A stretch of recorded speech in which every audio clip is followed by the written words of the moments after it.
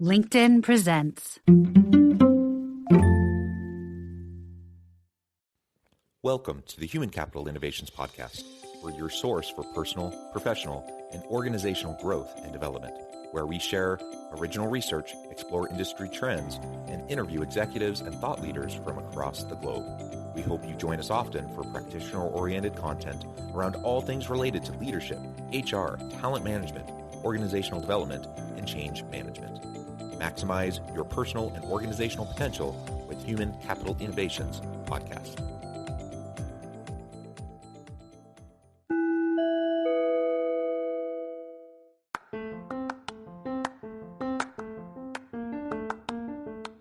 If you enjoy the Human Capital Innovations Podcast, enjoy ad-free listening by going to the Patreon page, and please consider contributing even at the producer or sponsorship level.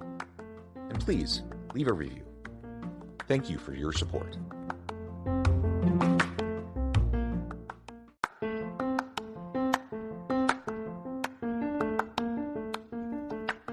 Welcome to the Human Capital Innovations Podcast. In this HCI Podcast episode, I talk with David and Colton Chorpenning about their book, What the F is Next?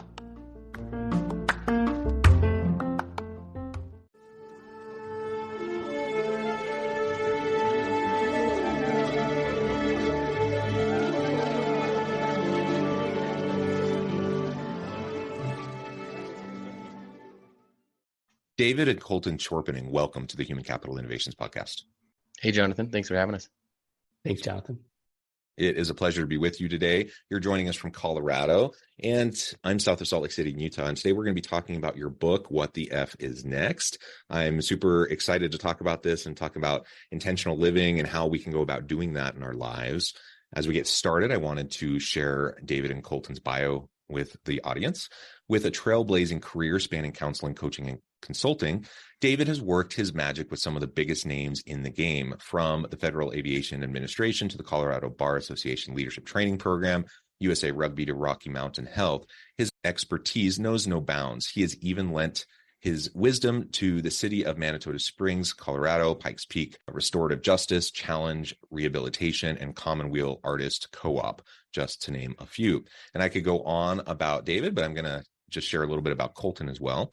Colton has extensive experience in event production, music promotion, digital growth marketing, interactive production, creative development, video content production, as well as a passion for snowboarding and travel. Colton has been a digital nomad for 8 years, using the life design tactics from the 4-Hour Work Week and other leaders in the space to build a flexible life, traveling the world without compromising his career. I think that's awesome. Both of you have great backgrounds. And if the audience didn't already gather, this is a father and son duo, and it's a pleasure to have you leading up to Father's Day, which will be in just a few days. Thank you for joining me. Anything else you would like to share with the audience by way of your background or personal context before we dive on in? No, I think that was a great summary. Thanks for the overview. Yeah, that sounds great, Jonathan. Well, let's dive on into the book. Tell us a little bit about why this book. Fun title. I always like a good, catchy title. But why this book? Why now? Why as a father and son duo? You know, the genesis of the process in the book stems from my dad's 30 years doing professional development work with athletes, organizations, et cetera, like you mentioned. So he has kind of culminated that, journey into a process that he published 7 years ago in a version called The Field Guide for What's Next. Then when he published that, I actually used the process myself. I filled it out. I didn't think too much into it. I just took a pass at it. And then it was about 2 years later after that, I was looking through some old things, and I was looking at my answers to the questions that are in the process. And I saw that I had written that I wanted to travel the world and learn how to surf. And I am sitting there after just coming back from a 2-year trip around the world where I had learned how to surf. So the, hair kind of stood up on the back of my neck, and I was like, wow, there's definitely really something to this. This is cool. And then I filled out the process again. And it showed that my intention was really strong, that I wanted to get a job at Google. And I filled that out, and it really created that intention for me. It wasn't like right away that I got this job at Google, but it kind of oriented me towards moving to Santa Cruz, California, which is much closer to the Silicon Valley kind of Googleplex, area. And then once I moved out there, I was reached out to by a recruiter, and I've been at Google now for over 4 years. So with Yeah, that, wonderful. I was like, wow, there's, really something here. This is awesome. I had a little bit of bandwidth about 2 years ago that opened up, and we were fly fishing on the Dream Stream. It's in Colorado. And we talked about, would it be cool to kind of collaborate together on a new iteration of the process of the book that's a little bit more relevant, a little bit more of a easier to utilize process physically by writing in the book itself, and then also bringing both our perspectives on this process, one from my 30 years and his from his 70 years. So that's kind of the overview of what the F is next. Wonderful. And David, anything you want to add to that? Yeah, I've had a passion for this topic for almost my whole life. I was exposed to intention early in my life, in my 20s, and I was fortunate to, be exposed to some of the motivational speakers of the time, people like Zig Ziglar and Napoleon Hill and Tony Robbins, who is still around today doing his thing. And so I was fortunate to be exposed to the idea. And then I was fortunate enough to decide at 23 to actually create an intention to try to be financially secure, independent, however you want to refer to that, meaning I could do what I wanted without having to actually make money to do it. And I had success with that early on. And because of that success, I created some other, pretty important intentions, have a long-term relationship, significant relationship, and to move someplace other than Akron, Ohio, that was more sunny and had more outdoor recreational opportunities. And those things happened pretty quickly. So I got hooked on this concept of intention early on. And I also then feel that intention has been responsible for me to leverage what I consider I'm an average person, but those average skills with intention, I've been able to live a really successful life now at 71 years old. So a lot of good experiences and that sort of thing. So I have this passion, for intention, and then the pandemic came along. And I think that was a pretty significant moment in time. Being a person of the 60s were of that ilk as well. I mean, people changed who they were back in the 60s. And we had, in the pandemic, was another opportunity for people, I think, to relook at their lives. And this fit really well with Colton and I deciding to do the book and provide people a process and a tool to then be able to consider that. And then working with people like you who have a large audience, hopefully we can expose that idea more and more to people that they should live an intentional life. As you kind of referred to, you had a podcast a couple of weeks ago, and that was your focus was intentional living, and hopefully we can fill that out now. Yeah, thank you. And yeah, just a couple of weeks ago, end of May, a really great conversation with a couple that are digital nomads and talking about the intentional life and really why that's important to examine who you are and what you want and whatnot. We had a really nice high-level conversation a couple of weeks ago. So it really would be nice today to build upon that and to dig a little deeper in terms of like what we can actually do about it. And I know that's something that you really work through in your book, and you guide the reader through that process of how do you actually, how do you disrupt the status quo of your life in order to, challenge things enough where you're open to take a new path and really have that intentional living approach, which for most people, frankly, is going to be a lot different than how you're currently living. What are some of those key elements that you think are essential once you've arrived at a place where you're like, yes, I know that intentional living is important. That looks different for everyone. Some people might be digital nomads, other people, homestead, other people, kind of live a fairly typical, quote unquote, typical life. But the reality is, once you step back, you're able to set your own intention and not just live the life you feel like you're supposed to live based on society and the norms around you and what other people say is important. You get to decide that for yourselves. So how do we go about starting to disrupt the status quo and start to lay that out for ourselves?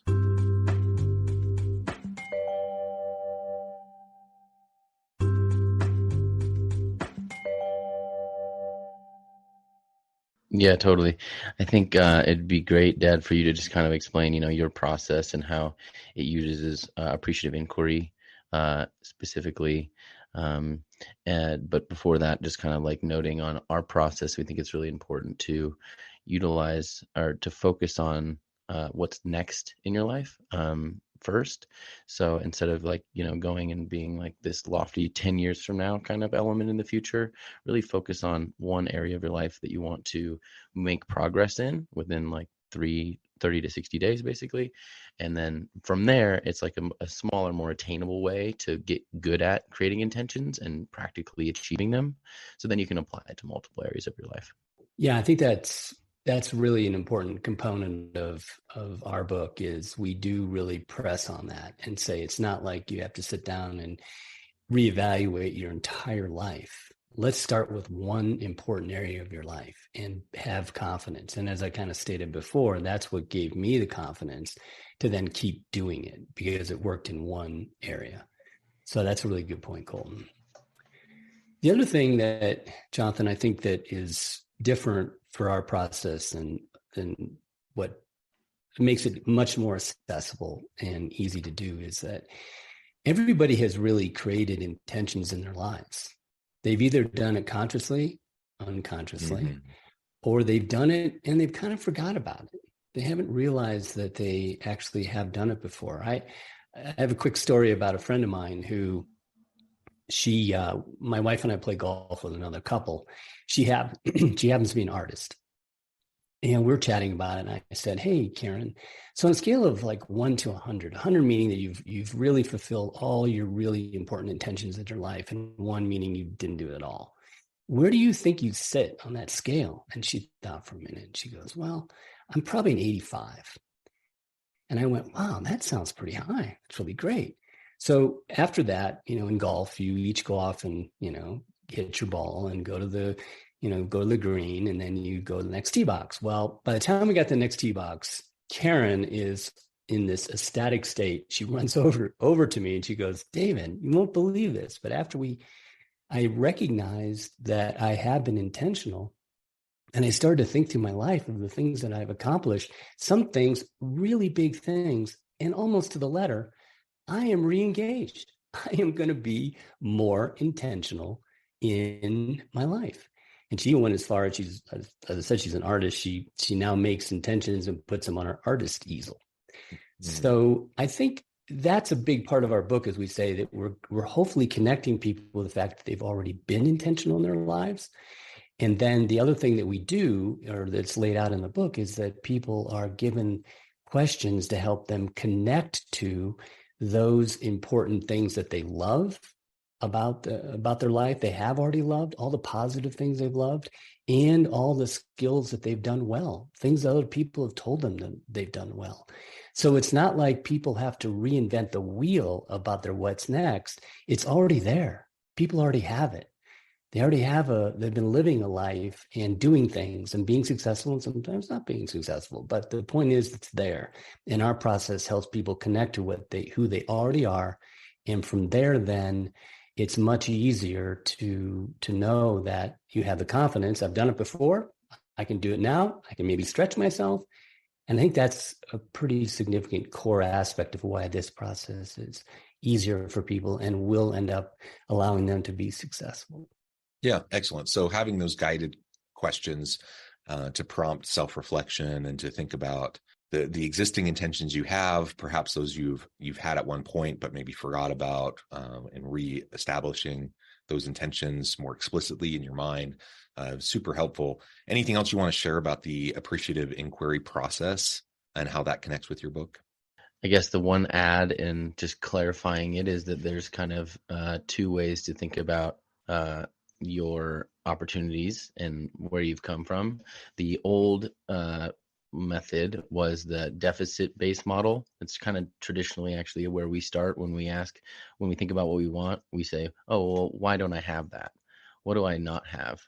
And instead, the appreciative inquiry starts with an asset-based model. And you say, well, what have I done good? What have I been good at? What do I do have? What is the community and resources that I do have? And starting from there, as opposed to that like negative, oh, I, can't do anything, or I don't have the opportunities that I would like. So that's kind of like the really important framework that sets up the process and has been very successful across the board for many people in this kind of work. Yeah. And I think about my own intentions. You asked that on a scale of 1 to 100 question. And I'm thinking, what would I be at? And I'm not exactly sure. I'd have to really think about it for longer than just the last couple of minutes. But, I'd like to think I'm in, 75 plus range of living my intentions. Family is very important to me. I've been married for over 20 years, 6 wonderful children. We live in a place where we get to enjoy the outdoors. I'm a professor. I love teaching students and working with organizations in the professional setting. Things like this podcast, it's something that I thought I would try. It was a pandemic kind of a thing where I was just taking time to take a step back and reevaluate and decide on, something that I wanted to try to do. I didn't realize it would grow the way it's grown, but that's been a fantastic surprise, and it's just been a lot of fun. And the reality is, there's a lot of things that I think I've done well in terms of living my intention, but then there's other things that I realize I've set aside. There are things that are really important to me or have been really important to me that for one reason or another, they've taken a back seat. And in some cases, that was a conscious choice, a particular compromise or sacrifice for my family or those sorts of things. But in other cases, they're just things that slowly kind of faded from my attention. And just taking the time to reconsider them will allow me to perhaps build them back into my daily living, which I think is really powerful. So that's fantastic. And I'm wondering if that's just one of the first issues, but I know you address the issues that hold people back from going from desire and commitment to intention. How do we get there? What are the things that are really holding people back? Is it just people getting busy with life and losing track, just kind of getting into the grind of life? Or what are the things that you see and how can we overcome those?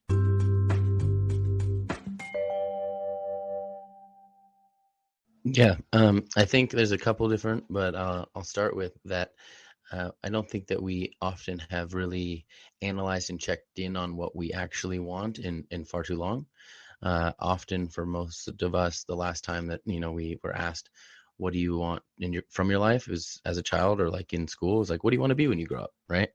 And so that is usually it still kind of persists, I think, in people's subconscious, but is very like outdated and impractical. So, if you asked, I would have been a firefighter or a astronaut, right? And still that's kind of like somehow in my mind because I like actually thought about it authentically as a child.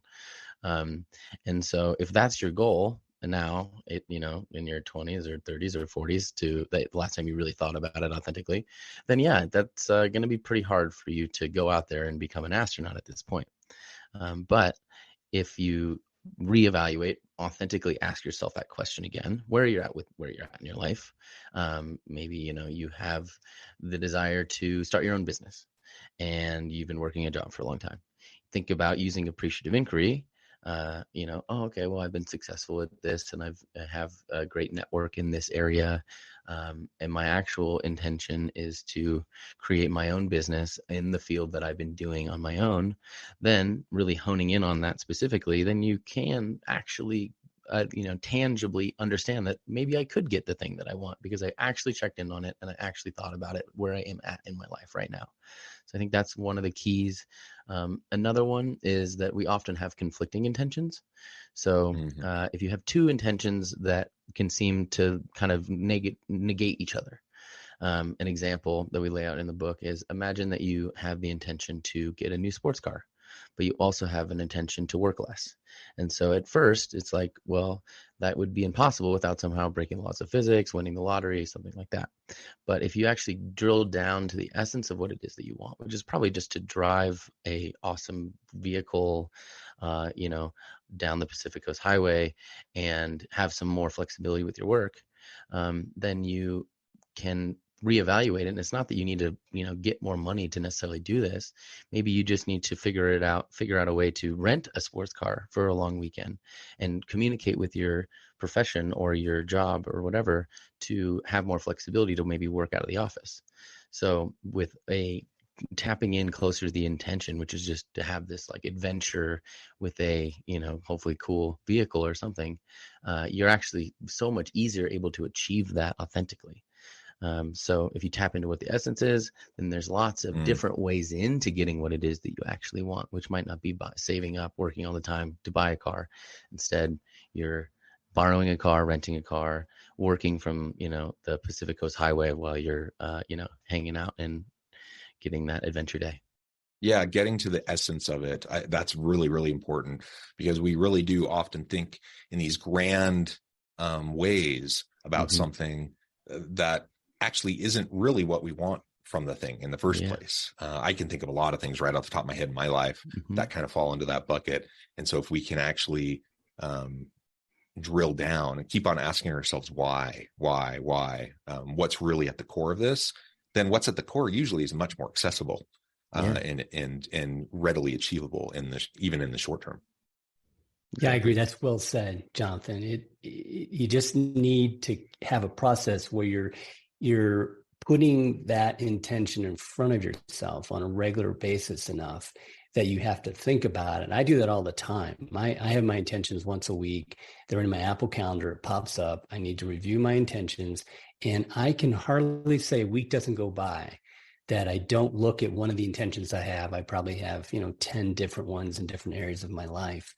And I go, wait a minute, now that's a little different. And as soon as I change it, tweak it, then it feels more possible that I can make it happen. And the other thing I would add to what Colton has just said is getting to the essence of what you really want. And we certainly, as part of the process, the first step is to help people get grounded in who they are as a person, because we don't take that time. As he said, we just don't take the time to really think about what we've already done and accomplished in our lives. It's not something that happens a lot. So that part's really important. And the second part is, I think, that holds people back is a fear of failure. What if I say that I'm going to do this and I don't? And especially if I put it out there in my network, tell my friends and family, I'm going to become a professor at a university. And then I never become that. I mean, that's a kind of a fear of failure, but I go, the best way to describe that is it's the journey that matters. I mean, we've all made, on a simple basis, we've all made the intention to go on some pretty nice holiday. And I don't think anybody would say that every holiday that you decided to go on went perfectly. But there's always something that happens. You get the bad weather, someone gets sick, the hotel room really wasn't what it looked like on Airbnb. But in the end of the day, not many people say, oh, I had a crappy trip to Cancun. It all worked out. Right. So that's what we have to do. We have to, once you've made the inventory, made the decision, start on that journey and allow it to unfold. Yeah, well said. David and Colton, this has just been a really great conversation.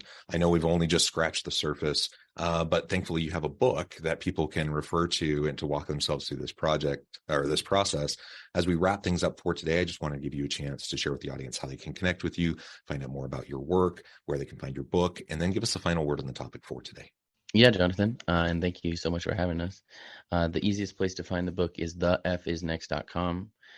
It's available on Amazon, and for Father's Day, we'll be doing 99 cents promotion on Kindle, so making it really accessible.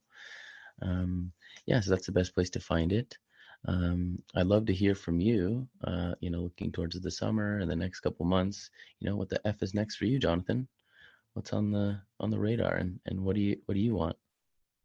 I'm looking forward. I recently bought a used RV that I've been fixing up. That's cool. One of the intentions I've had for a long time. I'm looking forward to taking that out with my family. We actually have a trip coming up this week for Father's Day weekend, which is wonderful. Some family trips to go out and visit family in the Midwest, things like that, as well as some professional stuff. But I'm really looking forward to all of that.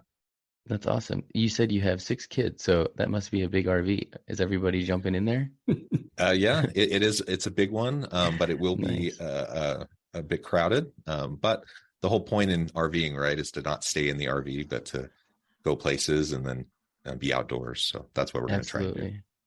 Yeah, we had an old Shasta travel trailer back in the day, and it was 4 of us, but it was tight quarters. But those are sometimes the best memories, just hanging out as a family and being all over each other kind of thing, and just going with it. So that'll be awesome.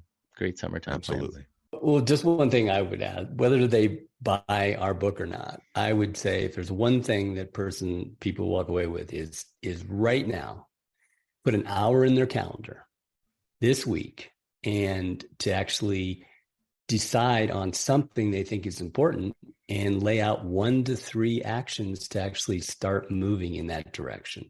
David and Colton, it's been a real pleasure. I encourage the audience to reach out, get connected, find out more about what David and Colton can do for you. Check out the book. And as always, I hope everyone can stay healthy and safe, that you can find meaning and purpose at work each and every day. And I hope you all have a great week.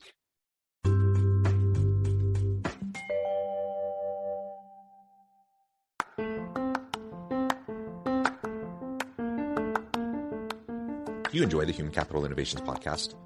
Enjoy ad-free listening by going to the Patreon page, and please consider contributing even at the producer or sponsorship level. And please leave a review. Thank you for your support.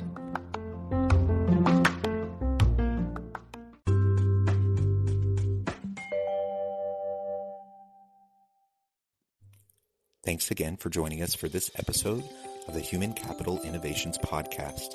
I hope you stay healthy and safe and that you have a great week.